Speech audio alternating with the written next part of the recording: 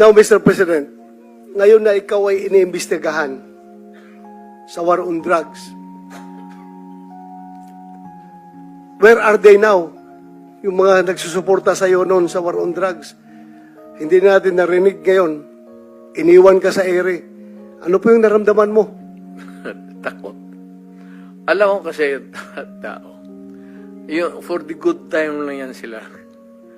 Yung mga crisis kang ganito, wala ka namang kaibigan.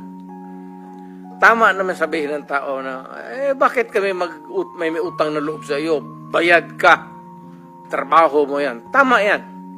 In theory, tama yan. Tama sila. Kayong mga pulis. Ikaw. Pati ako.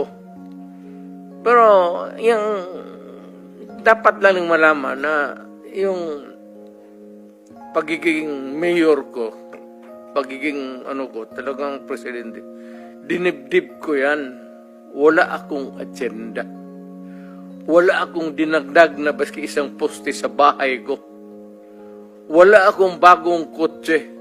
Hindi ako nakatikim ng Mercedes-Benz. Dinibdib ko talaga ang trabaho ko para sa bayan ko. Ayaw ko maging hero.